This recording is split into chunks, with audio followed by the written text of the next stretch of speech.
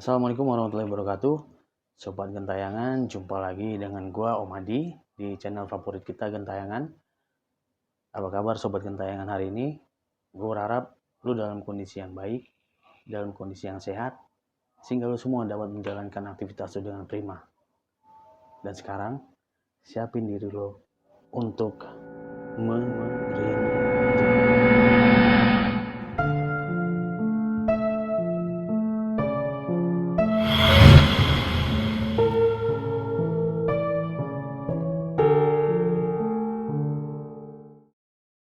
Sobat Gentayangan, kali ini kita kedatangan narasumber lagi. Sebenarnya narasumber ini sebelumnya sudah pernah bercerita ya di Gentayangan tentang pengalaman gaibnya gitu ya. Lo bisa coba cari videonya di channel kita ya. Sebelumnya narasumber ini sudah bercerita mengenai pengalaman gaibnya. Nah sekarang dia mau menceritakan lagi ya pengalaman gaib yang lain ya. Gue juga belum tahu ceritanya seperti apa ya. Nanti kita ikutin sama-sama ya. Di sebelah kiri gue sudah datang kembali ke studio Gentayangan Mbak Dini. Halo, ya. Om Adi. Terima kasih sudah mau bercerita lagi di Gentayangan nih Mbak Dini ya. Ya.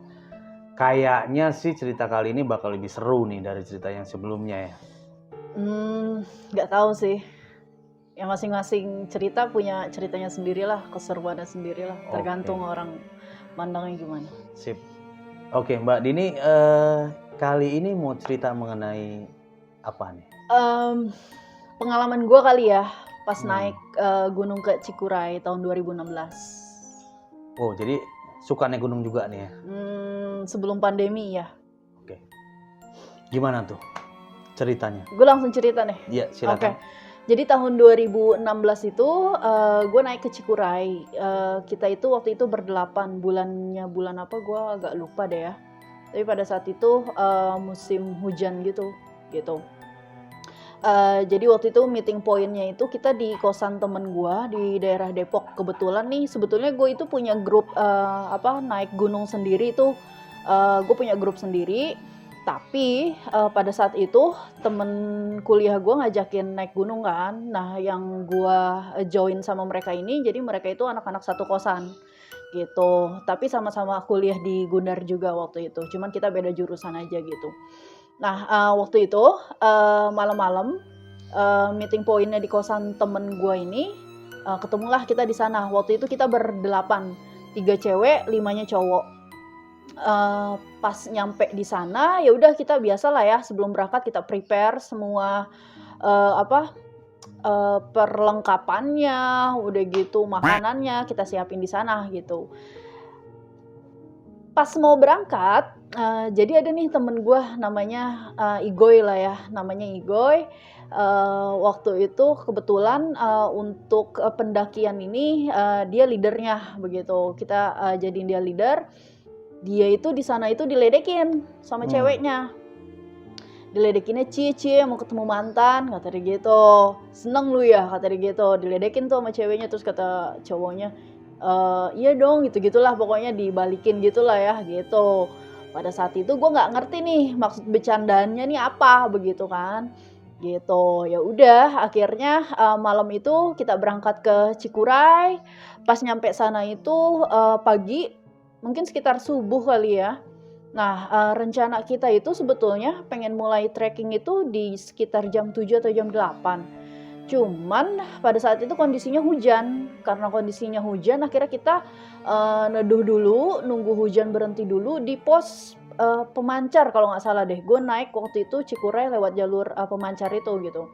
Kita nungguin hujan berhenti sampai pada akhirnya sekitar jam 10-an kita mulai tuh trekking di sana gitu. Mulai trekking di sana, ya udah kita jalan biasa aja gitu. Bedanya gua trekking sama kelompok yang ini, sama dengan kelompok kosan ini, dengan kelompok gua yang sebelumnya adalah yang sebelumnya ini kita, gua itu dengan kelompok yang sebelumnya itu manage waktunya nih rapi banget gitu. Jadi kalau misalnya kita tuh udah yang kalau misalnya yang gua dengan pendakian kelompok gua sebelumnya itu kita pasti udah yang oke kita trekking jam segini kita nyampe pos ini, nanti kita bangun tenda jam segini bla bla bla. Itu rapi lah ya itinerary-nya gitu. Nah, tapi kalau sama kelompok ini memang kita dari awal udahlah kita santai aja naiknya gitu-gitu lah ya. Nah, makanya pas di trek itu kita bener-bener santai banget. Jalan dikit break, jalan dikit break, jalan dikit break gitu. Nah, sampai pada akhirnya kita berdelapan itu jalan jam 10, nyampe di sekitar pos 3 itu mungkin sekitar jam 5 kali ya, karena waktu itu udah sore banget gitu. Nah, di pos 3 itu rencananya memang kita itu pengen nge-campnya itu di pos berapa, gue lupa ya pos berapa gitu. Cuman karena udah sore, udah pengen malam, akhirnya kata temen gue udahlah kita nge-camp di pos 3 sini aja katanya gitu. Ya udah, akhirnya pas mau maghrib kita udah sempet ngebangun tenda di sana karena rencananya pengen nge-camp di sana. Ya dengan konsekuensi besok ketika summit ini akan lebih jauh nih gitu. Berarti kita pas pengen summit kita harus lebih pagi lagi bangunnya begitu. Tapi nggak lama, jadi kita tahu di pos karena kita rencana pengen nge-camp di pos 3 dan di pos 3 itu nggak ada sumber air, makanya 2 orang temen gua, mereka turun lagi ke bawah untuk ngambil air karena persediaan airnya itu udah kita habisin selama di perjalanan gitu. Makanya manajemen kita waktu itu memang nggak baik banget sih gitu. Akhirnya lagi bikin kopi bla bla bla, tiba-tiba di pos 3 itu kita nggak sendiri ya. Kita tuh ada beberapa tenda yang berdiri di sana, kalau nggak salah 3 atau 4 tenda gitu, karena memang nggak bisa banyak karena tempatnya juga kecil gitu. Tiba-tiba ada ranger yang ngedatengin kita orang gitu. Kalau misalnya mau ngecamp jangan di sini, mendingan di pos berapa gue lupa lah ya, di pos sana aja gitu katanya. Karena biar nanti lo lebih gampang kalau pas mau summit begitu. Nah, akhirnya setelah discuss kita setuju untuk melanjutkan perjalanan ke pos selanjutnya itu yang disaranin sama si ranger itu. Si ranger ini juga bilang di sini juga banyak babi kata gitu kan ya. Nanti tenda lu bisa digerusuk sama babi kata gitu. Ya udah, akhirnya abis maghrib itu kita ngelanjutin lagi nih untuk menuju ke pos selanjutnya. Di pos selanjutnya itu gue lupa sampainya jam berapa, mungkin sekitar jam 8 atau jam 9. Kita akhirnya mendirikan tenda di sana. Malam itu nggak ada apa-apa, kita semuanya aman, semuanya tidur. Besokan paginya summit juga nggak ada kendala apa-apa. Cuman memang dari 8 orang ini, dari malam tuh 2 orang temen gue ini memang sudah berencana untuk tidak melakukan summit besok paginya. Karena satu temen gue, si Mega ini, dia itu kondisinya lagi nggak fit. Jadi kata dia, yaudah deh besok gue nggak ikut summit, gue di tenda aja kata dia gitu. Nah satu temen gue si Igo ini memang dia awalnya itu yang nggak mau summit aja kata dia gitu kan. Ya udah, akhirnya besok paginya pas subuh, mungkin sekitar jam 4-an deh, kita semua bangun. Ketika kita siap-siap udah pengen summit, tiba-tiba si Igo ini keluar dari tenda, udah gitu akhirnya memutuskan untuk join kita summit gitu. Selesai summit, kita turun lagi, abis turun balik ke camp, makan-makan. Setelah makan siang, akhirnya kita memutuskan untuk balik ke bawah itu sekitar jam 3. Itu tuh posisinya waktu itu weekend, jadi banyak pendaki lain juga gitu. Nah, tapi ketika turun, selama itu kita tuh ditemenin sama si ranger Cikuray ini. Gue juga nggak tahu si ranger ini kenapa malah akhirnya join gitu sama kelompok gue ini begitu. Nah, selama itu kita ditemenin sama si ranger ini sampai ketika turun pun kita tuh masih ditemenin sama si ranger ini gitu. Akhirnya pas pulang jam 3 sore itu akhirnya kita mungkin sekitar jam 2-an gitu kali ya, bongkar tenda. Akhirnya jam 3 kita start untuk turun Cikuray gitu barengan sama si ranger Cikuray ini gitu. Sebetulnya keanehannya ini terjadi di sini gitu. Nah, kita berdelapan itu sebetulnya masing-masing punya ceritanya sendiri. Cuman di sini gue akan menceritakan secara umum aja kali ya. Dan yang gue akan menceritakan pengalaman si Mega ini gitu kan, yang tadinya dia payah banget deh ketika pendakian itu gitu. Nah, kalau gue pribadi sebetulnya pengalaman gue itu, gue kan memang nggak bisa ngelihat ya, jadi gue sih nggak ngelihat yang macam-macam. Cuman memang ketika turun dari Cikuray itu kondisinya itu hujan.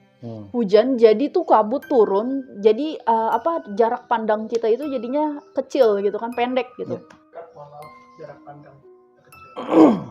Ketika turun, hujan itu mulai turun juga.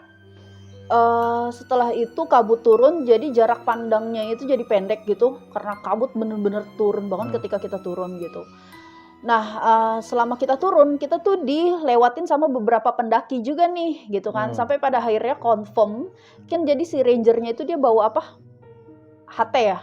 Bawa HT gitu kan. Dan confirm kalau misalnya kita itu adalah sekelompok pendaki yang memang turun terakhir pada hari itu, begitu. Karena semuanya itu rata-rata udah pada pulang, begitu.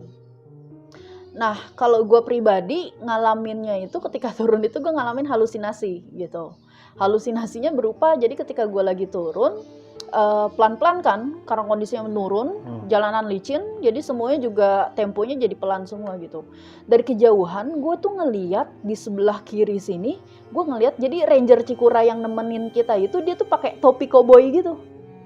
Dia pakai topi koboi, dari kejauhan, gue ngeliat ada orang lagi duduk, kayak madep miring begini, jadi gue ngeliat posisi dia itu duduknya duduk miring ya, bukan dari depan atau dari belakang gitu. Udah gitu sama topi koboi, kata gue itu ada ranger lagi gitu. Gue merasa senang pada saat itu karena entah kenapa gue tuh punya firasat kayaknya ini bakal berat deh nih perjalanan pulang ini gitu kan. Tapi gue pada saat itu firasatnya itu bukan karena hal-hal mistis, tapi lebih ke yang karena hujan, temen gue ada yang udah payah banget begitu, ini kayak bakal berat gitu. Makanya ketika ngeliat ada ranger, gue seneng karena makin mereka nanti dia bisa bantuin kita nih, nemenin kita juga kalau misalnya temen gue ini kenapa-napa begitu.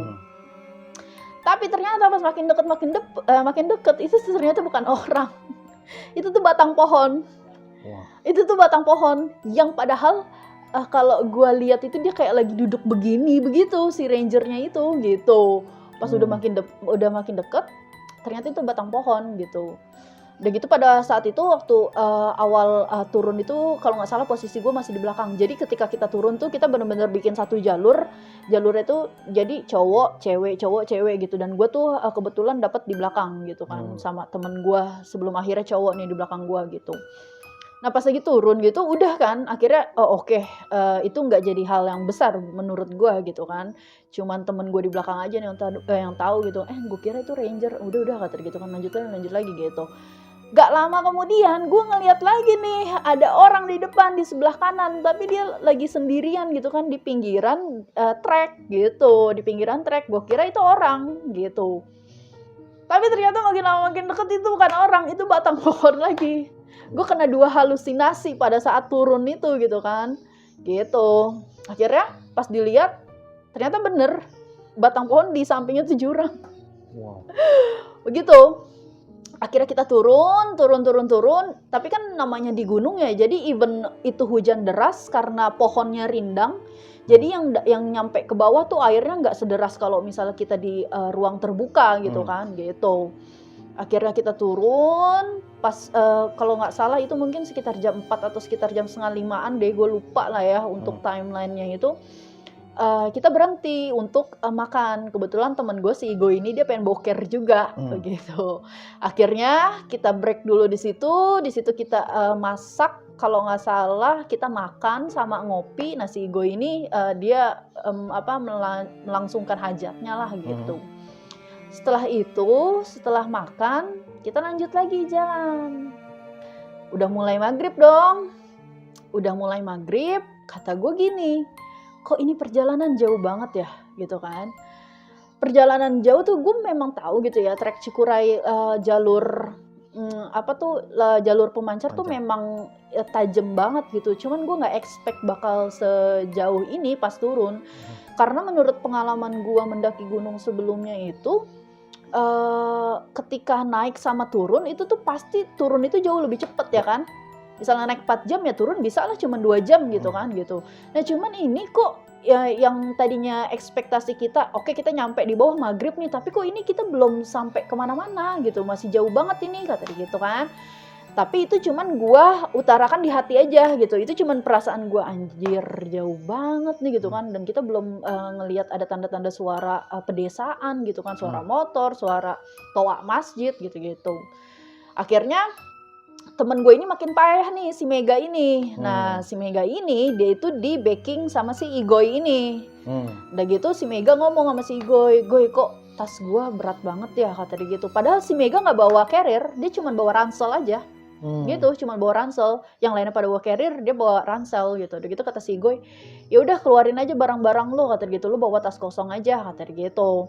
Nah, akhirnya dikeluarin barang-barangnya, akhirnya dibagi-bagi barang-barangnya si Mega. Akhirnya si Mega ini cuma bawa tas kosong, tapi dia tetap merasa tasnya itu berat gitu.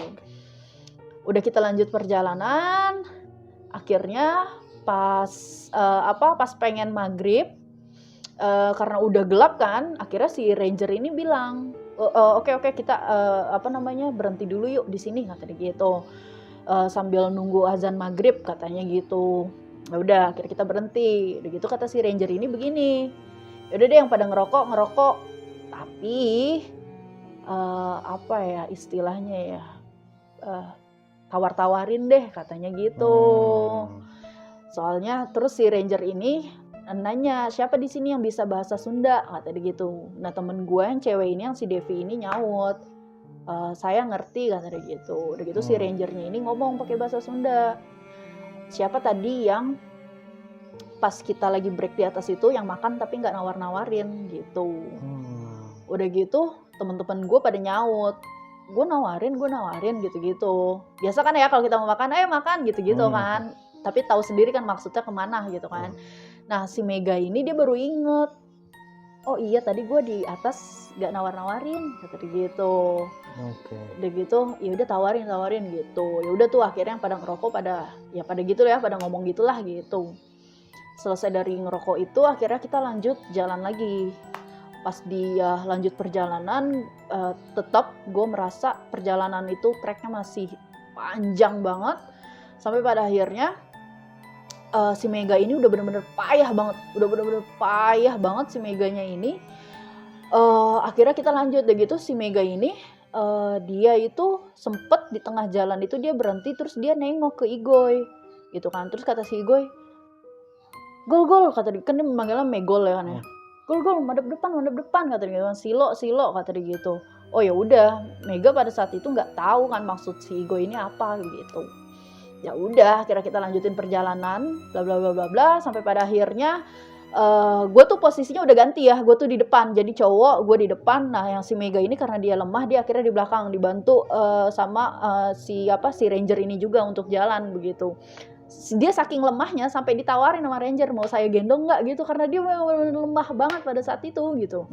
Nah, sampai pada akhirnya setelah perjalanan jauh, akhirnya ketemu juga tuh itu desa. Pokoknya ini kayak, jadi gimana ya jalurnya itu, setelah lo kayak ngelewatin jalan begitu, lo ada nanjak. Nah, dari sini udah bisa kelihatan nih desa di bawah sana begitu. Dan memang trek di sini tuh waktu itu tuh berpasir sama berbatu gitu. Tapi batunya nggak banyak. Jadi karena hujan, jalanan jadi licin kan. Banyak tuh teman-teman gue pada jatuh di situ. Gue pun jatuh gitu kan karena saking licinnya gitu. Nah, karena kita tahu di depan ada desa, udah pada seneng, "Ayo cepetan gitu kan." Nah, udah akhirnya karena gue sehat-sehat aja, akhirnya gue sama temen gue itu duluan. Dan si Igoy ini akhirnya dia ngeduluin kita, "Udah gue duluan," kata dia gitu. Akhirnya dia duluan di depan gue. Akhirnya kita jalan sampai akhirnya kita nemuin warung di mungkin itu di tempat pendaftaran gitu kali ya. Gitu. Akhirnya ketemu warung pertama. Akhirnya yang gue lihat di situ si Igoy langsung ngebanting carrier-nya di situ, gitu. Langsung kan anak-anak langsung pada seneng lah. Akhirnya kita nyampe juga selamat bla bla bla gitu kan. Pas nyampe warung itu, si Mega langsung dipesenin kopi hitam sama si Igoy. Padahal Mega kagak demen kopi hitam kan gitu. Tapi tetap kekeh disuruh minum gitu. Nah, akhirnya dia disuruh minum. Nah, pada saat itu kita belum cerita yang macam-macam.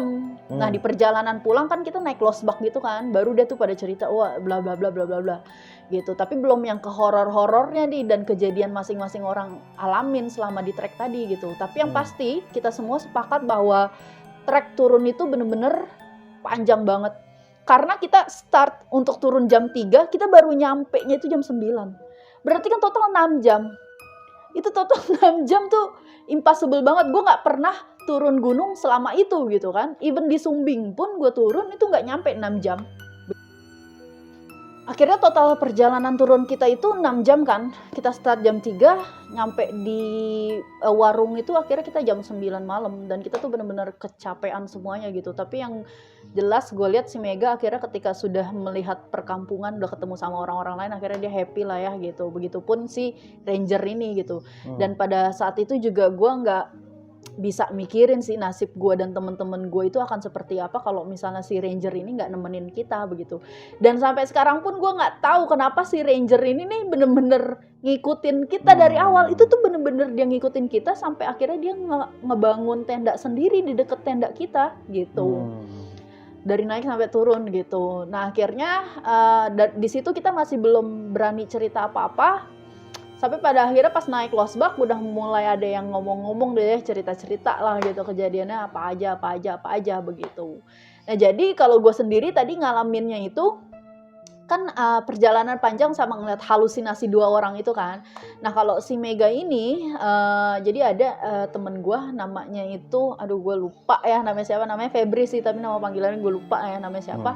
Jadi katanya ketika kita ngelanjutin perjalanan ini malam sebelumnya ya, yang dari pos 3 itu kan kita ngelanjutin perjalanan ke pos selanjutnya itu kan udah gelap tuh.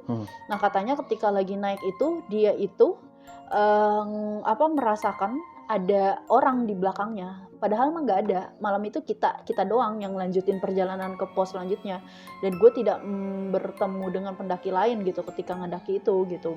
Dia ngerasa ada orang jalan di belakangnya, tapi ketika dia berhenti ya si langkah kaki itu juga ikutan berhenti kayak gitu. Nah kalau si Mega ini ngelihatnya itu adalah ketika kita masih di bawah, kondisinya masih terang. Jadi pokoknya di Cikura itu ada satu trek, gue nggak tahu ya di pos berapanya. Itu jalanan memang benar-benar curam tuh. Di situ memang bahaya banget, sampingnya tuh jurang. Dan gue masih ada foto di situ gitu kan. Dia tuh di situ ngelihat ada 2 sosok yang dia berdiri di atas. Jadi kan dia naik dari bawah nih. Si sosoknya ini 2 orang ada di atas. Warnanya ya gelap aja begitu. Even dia pun nggak bisa ngedefine ini nih cewek atau cowok begitu, karena sosoknya udah gelap itu aja dan ngeliatin dia gitu. Karena dia takut diliatin begitu, akhirnya dia nunduk aja. Pas dia sampai atas ya orang itu yang nggak ada begitu. Kalau si Mega itu, nah tapi sih sebetulnya yang lebih seru dari ini adalah pengalaman temen gue yang katanya dia tuh ngerasa diputerin di tempat itu berkali-kali gitu. Dan yang ngerasain itu bukan cuman temen gue yang cowok ini aja. Siapa yang ngerasain ya namanya tuh, Irfan kalau nggak salah dia namanya tuh. Si Buluk ini dia tuh ngerasain udah ngelewatin tempat ini berkali-kali, seolah-olah kita diputerin di tempat itu. Dan Mega pun setuju gitu kan, kok kayaknya kita di tempat ini lagi ya kata gitu, kok gue ketemu pohon yang ini lagi ya gitu. Nah untuk itu sih ya gue nggak tahu ya apakah itu cuman sugesti aja atau memang terjadi gitu kan. Tapi yang pasti ya perjalanannya itu memang panjang banget gitu. Dan beberapa teman gue ngerasa diputerin di tempat yang sama begitu.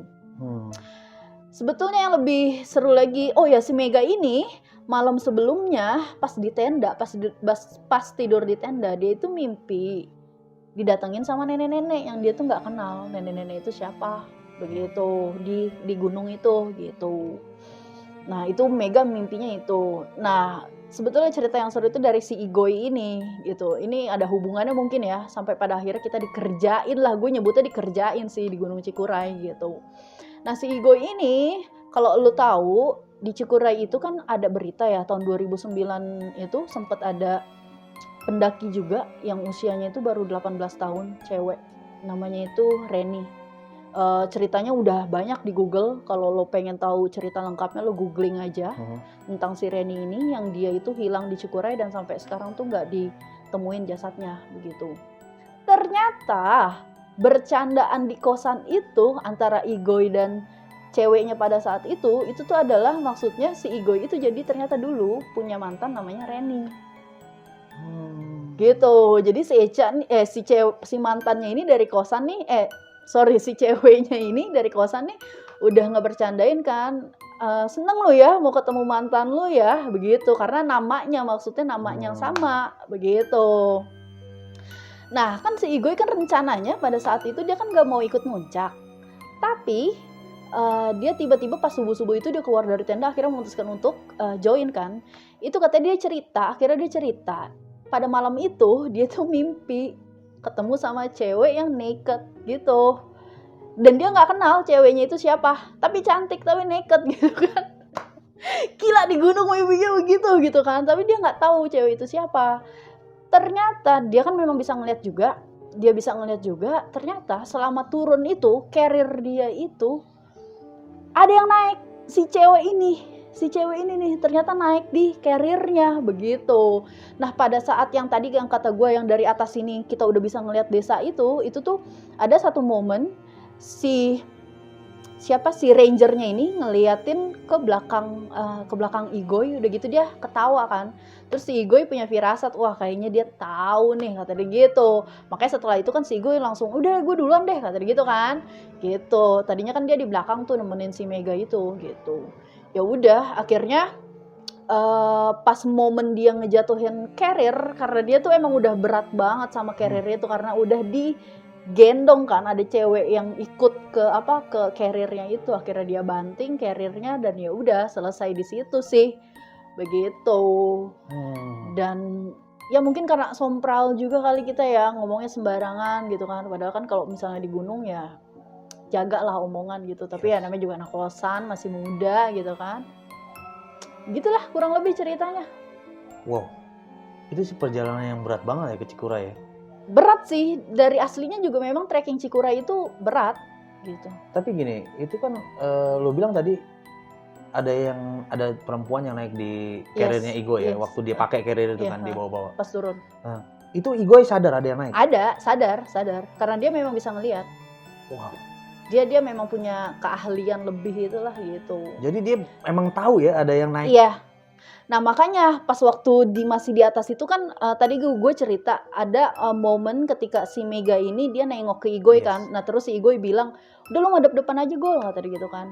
Nah itu karena si Igoy ini nggak pengen si Mega ini ngeliat ada cewek yang ngikut di carriernya, begitu. Tapi pasti rombongan lo nggak ada yang tahu lagi. Nggak ada. Tapi mungkin si ranger itu tahu kali ya.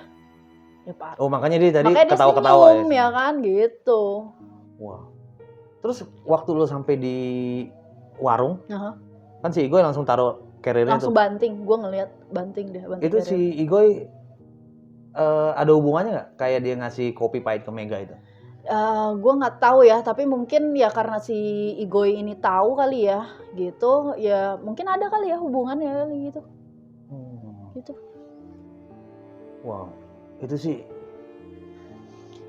dari semua perjalanan gunung gue tuh nggak pernah ngalamin yang aneh-aneh. Cuman memang Cikuray yang gue pernah dikerjain tuh ya udah Cikuray aja sih, gitu. Wow, tapi waktu lo sampai rumah nggak ada? Oh nggak ada. Semuanya nggak ada apa-apa? Nggak ada, karena gue mungkin anaknya nggak sensitif kali ya, jadi ya nggak ada apa-apa, aman kalau gue. Gitu. Gila, seru banget ceritanya ya. Seru. Oh, abis itu tapi lo tetap naik gunung? Tetap sih, naik gunung lagi. Karena ya? Gue kan tidak melihat secara jelas. Gitu. Oke Mbak Dini, terima kasih ya udah bercerita lagi di Gentayangan ya. Sama-sama.